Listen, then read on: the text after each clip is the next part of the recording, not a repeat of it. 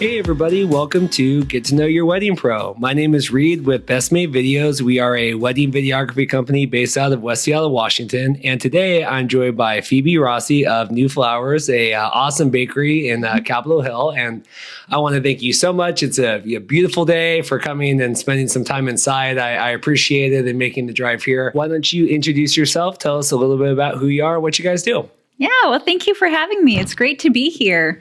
I'm Phebe. I own Nuflours. It's a certified gluten-free bakery here in Seattle. And we are a full-service bakery, which is a little unusual for gluten-free. So we have a full pastry line. We do brownies, we do cookies, we do eclairs and tiramisu, we do breads, and then we do custom wedding cakes. And we do so many wedding cakes. It's a lot of fun. Yeah, and we were just kind of talking off mic that, it's got to be a huge demand nowadays, especially in Seattle and everything. I mean, talk about, have you seen like kind of a big spike, or have you guys just always been busy? There's definitely been a spike. So I started the business in 2011, and I started it right on the front end of that gluten-free surge. And I kind of saw it coming, and I went, now is the best time to start a gluten-free bakery. There's going to be a huge demand for it in a couple of years. There was already a community that, if you have celiac or you have intolerance, you have to eat that way. But there was not a huge social awareness about it. And so having the gluten-free trend come and happen really educated a lot of what I call normal eaters into the necessities of it. And it actually opened up a lot of opportunity for people to eat a more diverse diet too. Yeah, I mean, was it just kind of that there was just some more awareness? Because, I mean, obviously people had difficulties before. Was it just like people finally figuring out like what was going on? I mean, I'm pretty not educated when it comes to that sort of thing. So I guess it would be good to just kind of educate as well. I think the movement started for a lot of reasons. Like food trends come and go. And there's like the paleo trend has come and gone. There's always alternative diets that kind of come in waves, and it was kind of gluten-free's turn. I don't know how else to describe it.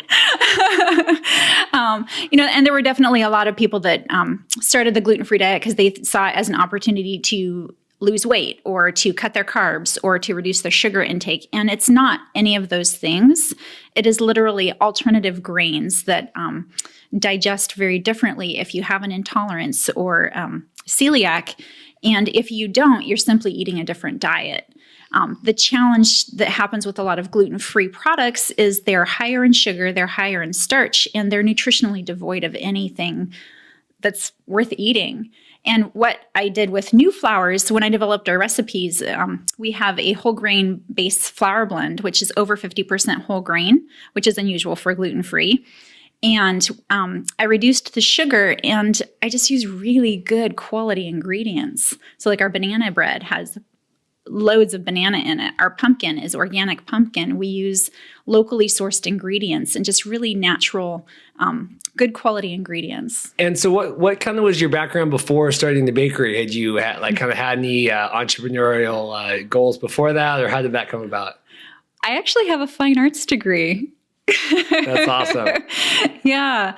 So I got a fine arts degree in ceramics several years before I started this. And I was working in the fine arts industry, and I just loved baking. I was baking as my evening and wintertime therapy, basically. And I went gluten-free for health reasons. It totally changed the way I felt. I just felt amazing physically, but mentally, emotionally, I was just depressed. There wasn't any good gluten-free available. And then I woke up one morning and went, wait a minute, I know how to bake. I know how to cook. So I started developing my own recipes and playing around in the kitchen, and it was challenging, but I started creating some really amazing food. And then I thought, there are a lot of other people out there that have to eat this way, don't choose to eat this way, and want just really good food. And so I spent my evenings putting together a business plan and then quit my job and started a bakery. Had anybody, I always ask, like anybody in your family had been an entrepreneur, or like, was that scary for you? Or it wasn't really scary.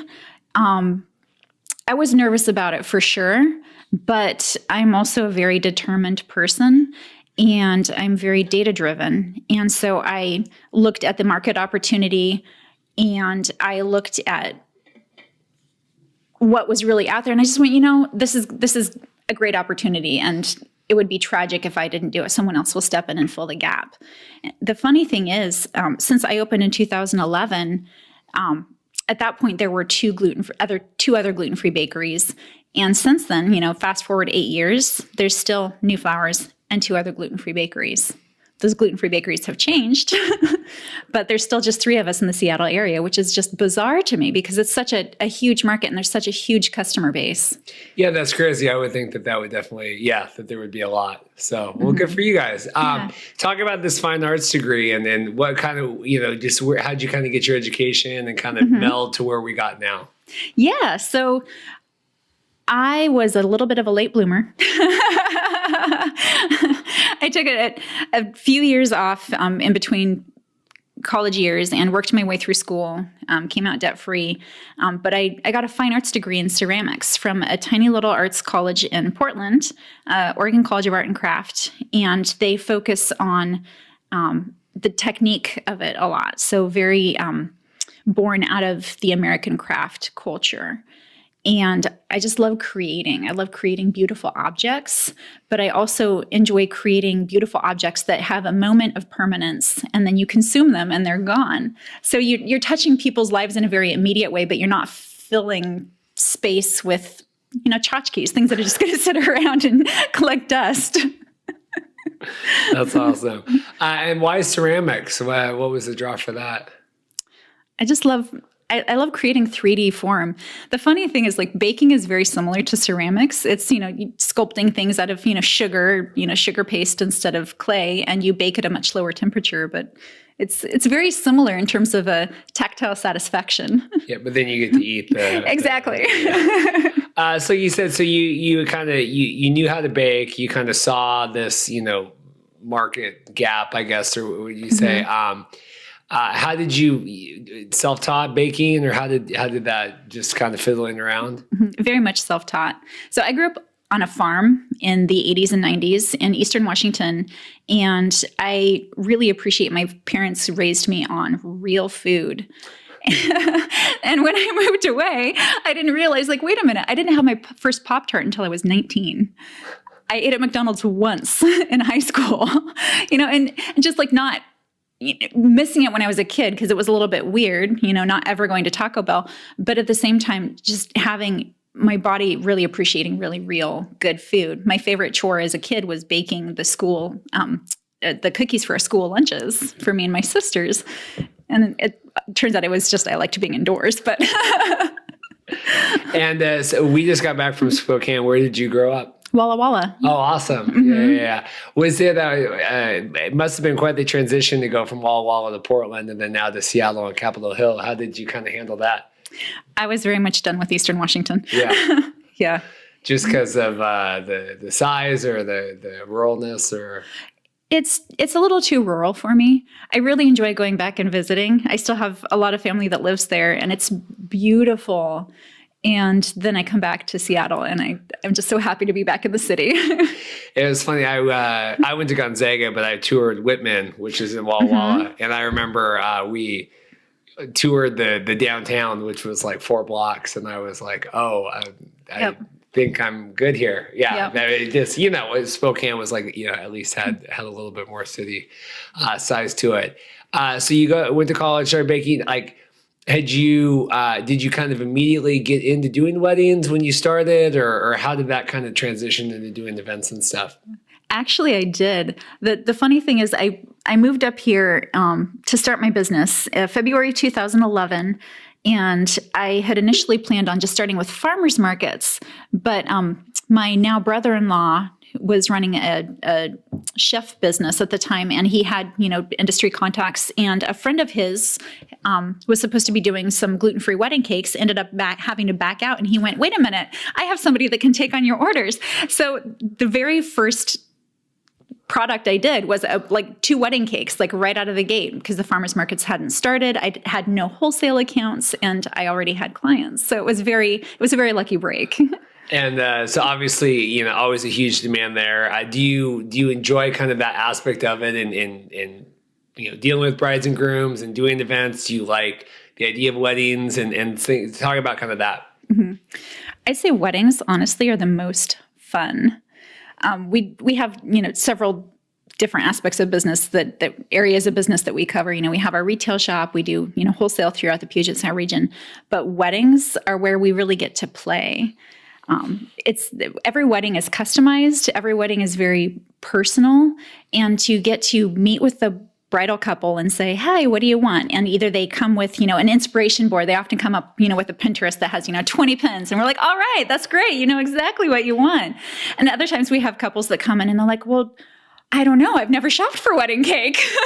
And we're like, all right. So then we pull out our portfolio and we're like, well, what are your colors? What are your themes? Is there anything in particular that you really like? And it's very rare that we have a couple that has absolutely nothing that they were thinking of. They just don't even know how to begin. And so it's a lot of fun. It's where we really get to play and be creative. Yeah, I do think it has to be, cake shopping has to be one of the more pleasant parts of wedding planning, if you want to get right down to it. How does it work just from a procedural, if couples, are interested in talking to you guys about doing wedding cakes, and I assume, right, you can do other desserts and things as well. Absolutely. Yeah. So if you want a cake, we highly recommend that you schedule a tasting with us. It's where we get to know each other, where you get to taste our cakes and figure out what you like, why you like, what combinations you like, and for us to really get a good idea of what you're looking for and if we're going to be a good client fit for you.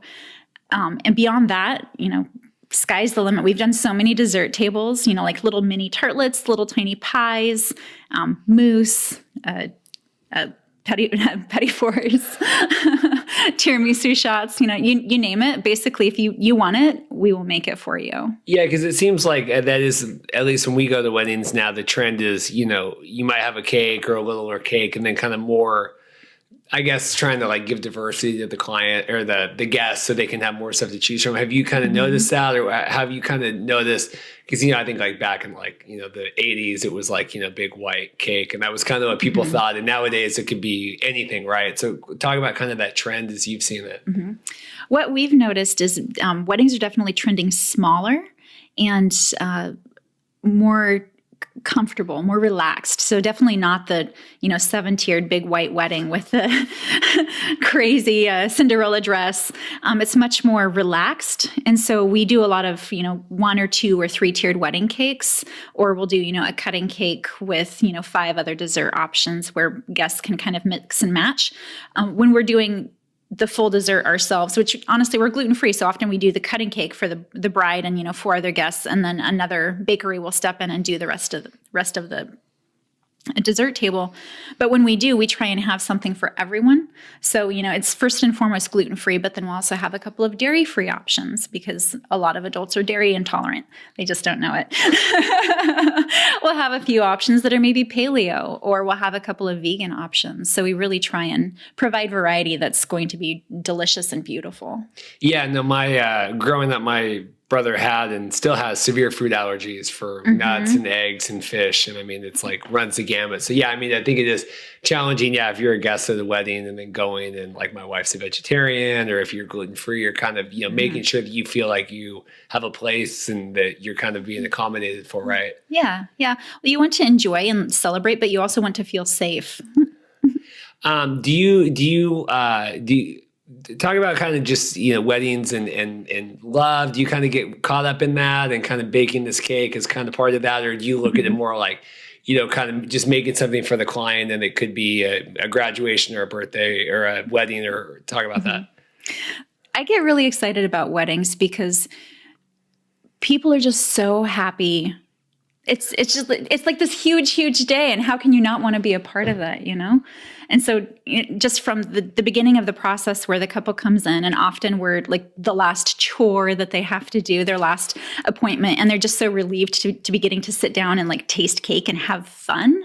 And we just say, what do you want? It's your day. Oh, well, we think our everybody will want vanilla. Everybody likes vanilla. And I'm like, honey, what do you want? You want carrot cake? Awesome. Let's make a 4-tiered wedding cake that's all carrot cake with cream cheese, because it's about you and what you want. But just encouraging them to really own their day and just get excited about it, and getting to participate in that is it's so exciting and so fun to be a part of that. When you were starting out, like you said, you were doing the farmers markets and events and stuff, and then you have like a retail space. Was that always a goal, or did you anticipate that, or is that something? How did that come about? I very much intended to have a retail space. Yeah, I have historically bootstrapped the business financially, and I didn't have a lot to start with. So I wanted to just test the market if it was really what I thought it was by doing farmers markets. And I was also working out of a shared commissary at that point in Lower Queen Anne. And so it was a great way to meet other people in the food community, but it was also a very financially low risk way to start the business. And so I just worked crazy, crazy hard. And then we opened retail in 2014. So. That was, I'm trying to think, I guess it was a good time, right? Because the crash was kind of before that. I always try to place kind of where everybody was in terms of, and then kind of opening on Capitol Hill. I mean, Seattle must have changed even from 2014 to now, and Capitol Hill kind of radically, right? How do you guys still feel, do you still enjoy being on Capitol Hill and all that? And how do you enjoy kind of having that physical space to kind of interact with customers? Absolutely. So we're on 15th and Mercer, so it's up towards Volunteer Park. It's the quieter side of Capitol Hill. Less the nightlife. And we got that location because it's a little bit more of a destination. Because we knew a lot of our customer base was going to be coming in from the suburbs or from out of Seattle. And so being able to have a little bit more parking and to be able to have a little bit of seating so they could come in, have a sandwich, pick up their birthday cake, pick up a loaf of bread and a box full of pastries, and to have it be a little bit more walkable. Was exactly what we wanted. And since we opened in 2014, that particular section of 15th has been seeing a little bit of a revival too. So it's really exciting to see the neighborhood kind of grow up around us.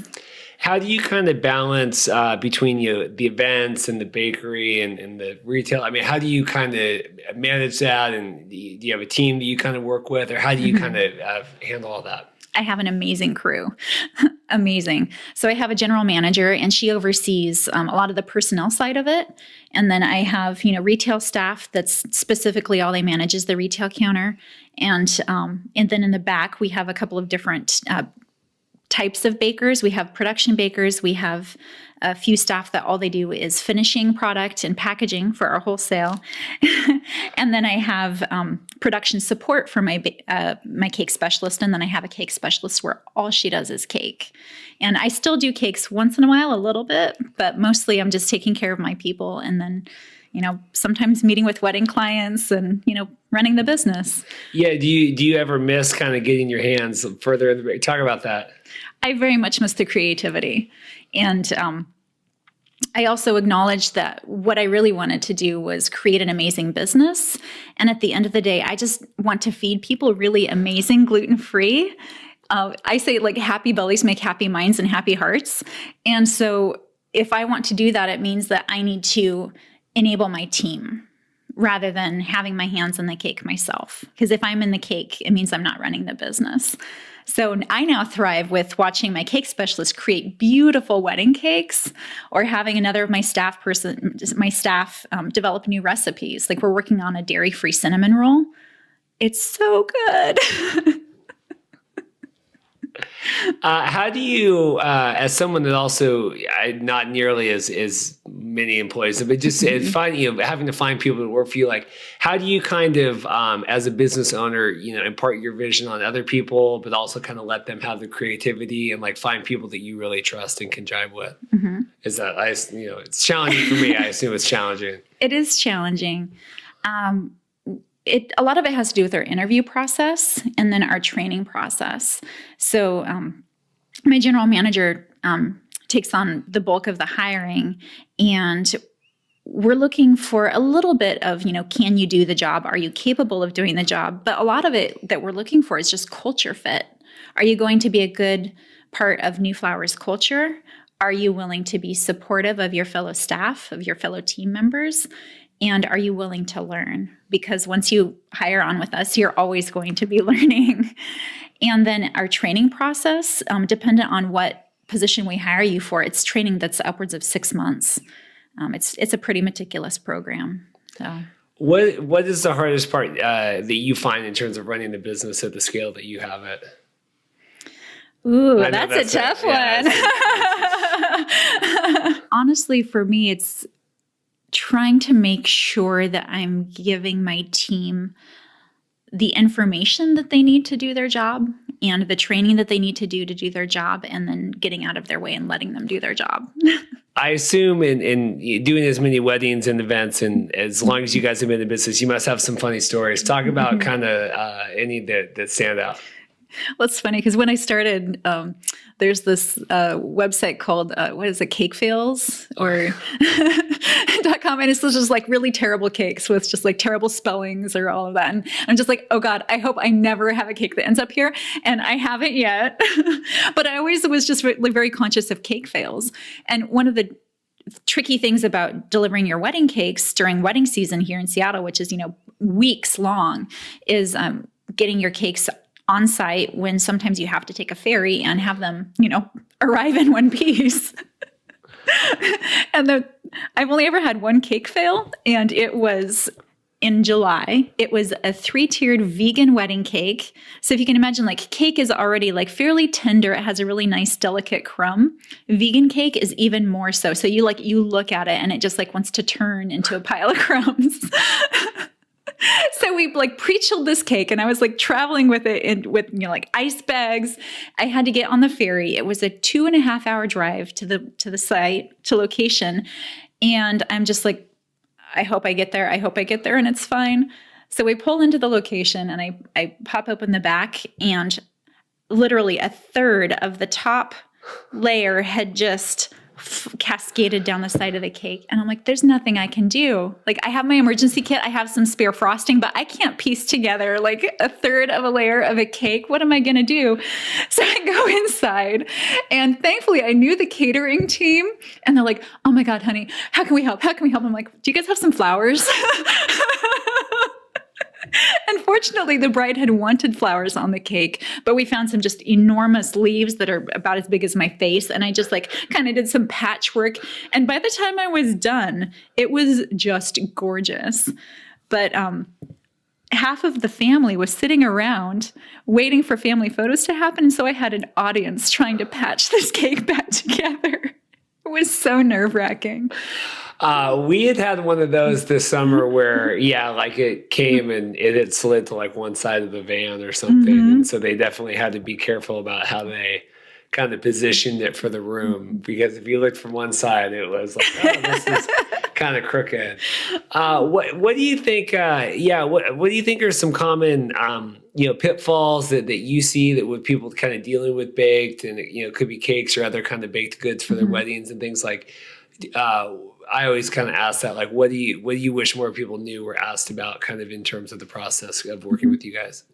I wish that people were more comfortable to be okay wanting what they want.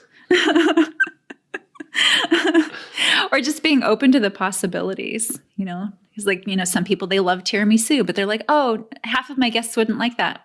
It's your wedding. Be okay with it. Like my wedding, when we got married, I was like, you know what? I own a bakery. I don't want cake.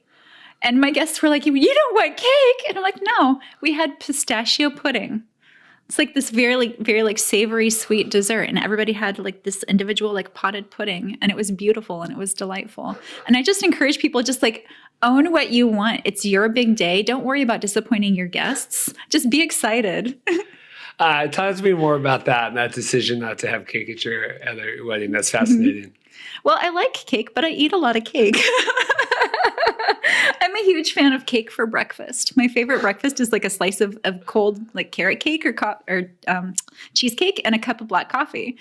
And so, like when it comes to my wedding and we're taste testing things all the time, I'm just like, I don't really want that. What do I want? Well, we're getting married in June, and I kind of like pistachios, so let's do something a little different. And my husband is like, works for me. Yeah, right. So, he probably. Talk to me about your wedding. Yeah, where'd you guys get married at? We got married at the Corson Building. So it's in Georgetown, and it's a historic building just kind of tucked under the overpass there on Airport Way. It's a beautiful location. It seats, I think, 32. And so we had a very limited guest list, which was really nice. I'm I come from a large family and my husband comes from the East Coast. And so I didn't want to end up having, like 200 people and he had 10. So we had it in a venue that could have 30. And it was really, like I say, about what we wanted. We cared about food. We're both very into food, and I didn't worry too much about photography or any of that. I just said, I just want it to be about the food. So we had a friend of ours perform the ceremony, and the ceremony was basically us swapping stories about each other. And then at some point we, exchanged some vows, and then we went inside, and, my father-in-law had put together this huge, long classic jazz playlist because he's extremely into music. And we ate dinner for 3 hours, and it was wonderful. And when was this? When did you guys get married? 2012. So you were kind of transitioning, kind of starting off and doing this, right? Had you done a lot of weddings at that point, or were you still? We'd done several. Did you ever feel, and you never felt the need, like you just wanted to do your own thing, right? Pretty much. That's awesome. And how was your husband in terms of the wedding planning? He was fairly engaged, in terms of we would just like sit down and say when we initially started the process, we went, okay, like videographer, photographer, what's the venue? And we actually looked at a fair number of venues, and then we were just getting more and more and more stressed because we're like, we want to throw this amazing party. We want it to be about what we want.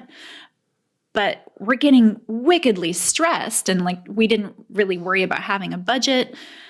But we just sat down and we looked at each other and we're like, what are we doing? What do we really want? Okay, what do we care about? And so we came up with a list of just a couple of things that we cared about, which was, having our parents there, and then, other family, food, and then it being outside.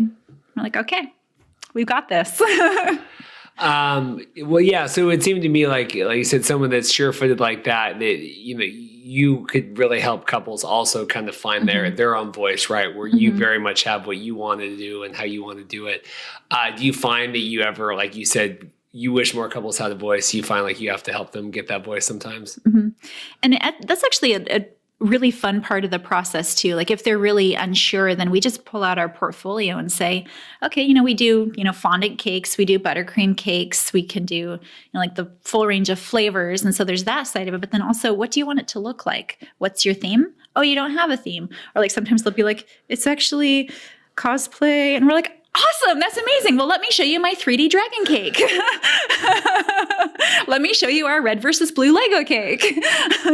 It's like geek culture is very strong here in Seattle. And so encouraging people to just like not be shy about it. And like, oh no, let's do it. Well, I would have to imagine with as many years as you've been doing it and as many weddings and other things, like you had to have seen kind of your fair shake, right? I mean, has there been anything that's really kind of thrown you off, or I guess what would be the most interesting kind of thing that you've worked on? Honestly, still my favorite cake to date that I made was a 2-scale Elder Red Dragon D&D cake. So the couple, and this was back in 2012 or 2013, the couple had wanted a 3-tiered cake with the dragon painted on it. And I was like, okay, great, I can do that. And then about 2 weeks before the wedding, I was just like, I was working on diagrams and, doing some sketches. And I went, you know what? This is going to look great from one angle, but the space that they're in, you need to view the cake from almost all sides, and it's not going to look good. And so I emailed them and I said, hi, do you mind if I'm not going to charge you any extra, but I would rather sculpt a 3D dragon. And they were like, yes, please. Because their cake toppers were minifigs that they had painted, minifigurines, the bride, the groom, and then their dog in the middle. So I sculpted a 2-scale Elder Red Dragon that was climbing up the side of the cake. That's awesome. So, I'm sure they were over the moon. Yeah. So that you would say that was the most unique cake that you've worked on. Yeah. Has there ever been any that you thought like that was going to be a bigger challenge than maybe it was and ended up being good? But you like when they came to you and you're like, oh, I don't know if we're going to be able to do that. Or are you just confident and you just can deliver on anything? Fairly confident. It helps too. Like my cake specialist is incredibly talented and she's very clear about her skills too. And she's also willing to challenge herself and play. So yeah, I guess, I mean, do you find you kind of go through those themes of like, I don't know, is there a lot of like Game of Thrones desserts and stuff now? I don't know. I mean, do you guys find that it's kind of, I would think that that would be one way that couples could kind of like be on trend, I guess, with whatever's going on. Is that? yeah, we don't see that so much with weddings. We do see it more with birthday cakes. Like we do a lot of Pokemon birthday cakes. That's awesome. I'm just kind of find it so interesting that you kind of have grown this so far off of just kind of this knowing where the market is going, right? I mean, where do you think that drive came from, and where do you think that, like, how have you been able to find success where, like, I'm sure there's lots of other bakers and people that have not had as much success? I think just clarity, resilience, and passion. Really understanding what I'm trying to accomplish and why. I just want to feed people. And I know I say that a lot and people are like, oh, that's so sweet. Congratulations. I'm like, no, like feeding people and doing it well with really good food is hard.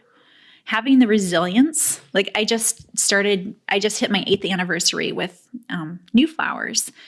And there's been some really challenging years in there, but saying this is really what I should be doing, and I see where this business is headed, and I know what I want to accomplish. And having that longer vision, seeing that big picture, really helps you get through those really tough times. Yeah, because I bet there's, because a large portion of our audience is, brides and grooms, but then also other wedding vendors and people that are looking. What advice would you give for people like that are, starting out or struggling or, 1 or 2 years in? Remember why you started it. What's your passion? Yeah. I just love giving people brownies. Which, of course, she came with today. Some dairy-free brownies, which I'm sure Dorothy and I will be excited to enjoy later. Is that like a maternal instinct to feed? And where do you think that comes from, just the desire to like give people food and make people happy like that? It came from the way I grew up. So I grew up in a very large family in Eastern Washington. I have several dozen first cousins. I'm one of 7 myself. And we just grew up in a culture of food. Like we'd get together for family picnics all the time. We would have family over and barbecue. And there was just like this sense of it's how you tell people you love them, how you care about them is by, bringing them food. Like somebody has a baby, you call them and you're like, okay, let's have the list of, who's bringing you what when, so that you don't have to cook for the first, 3-4 months that you're a new parent and you're overwhelmed and just sleep deprived, or somebody passes, you have a potluck. Everybody comes together over food. And I see like there's such a social connection point where food is concerned, and I don't ever want to let that go. I guess, and yeah, as much as, times in Seattle and everywhere kind of changes, that still will always kind of be a constant, right? I mean, you can't Amazon deliver, wedding food and events, and right. I mean, it's talk about kind of the future. Do you continue, like, where do you see the next kind of path going for you guys in the bakery? Well, I just want to keep growing. So I really see the bakery, this year I'm really focusing on growing our cakes more. A lot of people still don't even realize that we're here in Seattle. But for those that need to eat, gluten-free food, like we're a certified bakery. And so being able to provide everything and have it be safe, dairy-free options, all of that. I just really want to see our cakes just explode. On the other side of the business, we actually sell cake by the slice to some of our local groceries, like PCC. And I really want to see that getting out more into the Puget Sound region. Talk about the process of being gluten-free certified, and is that obviously challenging? Talk about kind of going through that process. It is a process. Yeah, so we're gluten-free certified through the Gluten Intolerance Group, and it's a fairly intense process. You have to go through a vendor verification process where you vet all your vendors, and if they're not already on the approved list for the GFCO, you have to get them approved. You have to have them send in their paperwork saying that they're a gluten-free facility and how often they test and all of their cleanliness practices. And then you have to verify all of your ingredients individually, and then you have to continually verify all of your ingredients. So we do gluten particulate testing every week, even though we don't ever change ingredients and all of our vendors have been verified. So we still have to maintain a checks log, and we get audited annually. That's crazy. It's a lot. I bet you most people that shop and like don't even really kind of realize all the work and stuff that goes into that. And obviously that's like pivotally important for you, right? To kind of maintain that standing. I mean, is talk about that and just kind of making sure that like people know like exactly what they're getting and when they come to you guys. Yeah. So for me, it's very much about having that nationally known seal of approval. A lot of people do know our story, but as we grow, there are people that obviously, haven't met me or haven't heard of us, by word of mouth. Sometimes they, first discover us by seeing, a brownie sitting at a coffee shop. And they're like, oh, who is Nuflours? And then they see that little GF logo, that certification symbol, and they know that it's safe to eat. Not just that it says Nuflours, a gluten-free bakery. What does that mean? It doesn't mean anything unless you have that little seal of approval. Talk about, kind of the diversification of all this and kind of, like you said, getting into stores, getting into, cafes and things like that. I mean, do you head that up? Do you have someone that heads that up? I mean, how does that work to kind of continually find it? Just, that's like a whole nother level than a lot of the people that like even are on here, like operate at. It really is. I talk a lot. I sample a lot. So we have what we call a vendor hugs program. So we go and we try and visit a lot of our, B2B customers pretty regularly. So even just like dropping by, saying hi, what can I do for you? How is it going? And then looking at who else is out there that we consider to be like good customer fits, taking samples to them, introducing ourselves, seeing if they're interested in initiating a gluten-free program if they don't have one already. And, sometimes just offering them free product and seeing if they want to kind of do a customer test and see if there actually is a need for it. We do still get a lot of people reaching out to us because we are a fairly well-known local brand at this point. So people saying, oh, hey, I hear you're the best gluten-free in the city. And I'm like, yes, we are. Do you enjoy kind of being that face and having to put yourself out there like that to sell that? I mean, I know like some business and creative types like to be behind the scenes. Where do you kind of like to be and why do you like that? Historically, I was hiding in the back. I had a business partner. She joined me about a year and a half after I started the business, and then she moved on to other opportunities last year. And so I'm transitioning into being more the face of the business. And I'm discovering I'm really enjoying it. I get to share my story. I get to talk about our products, and I get to talk about our team.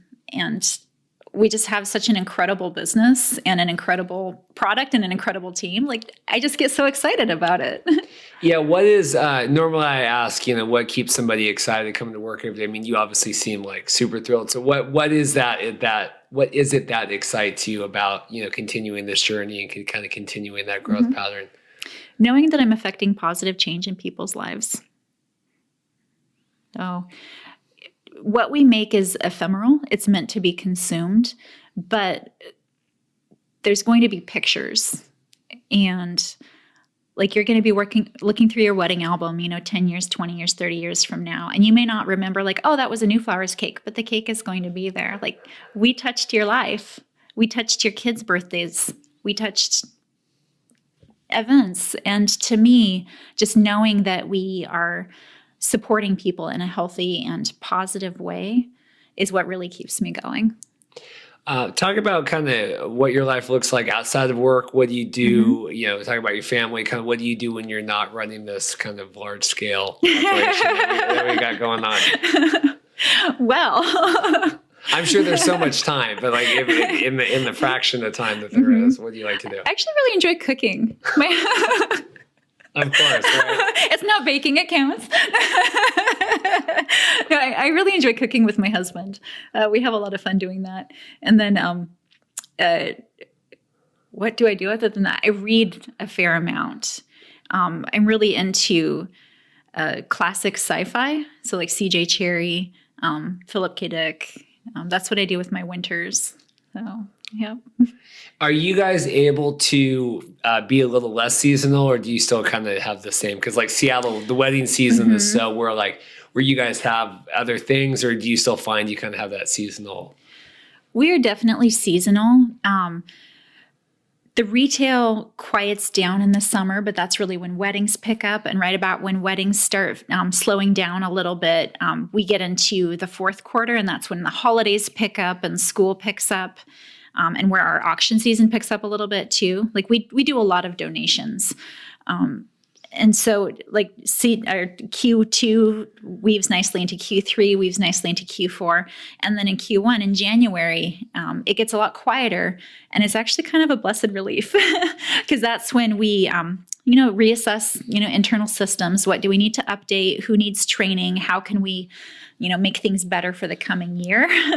And so we just kind of like sit back a little bit and reassess. And it's a really great time to do that. And it's nice that we have a little bit of a breather to do that.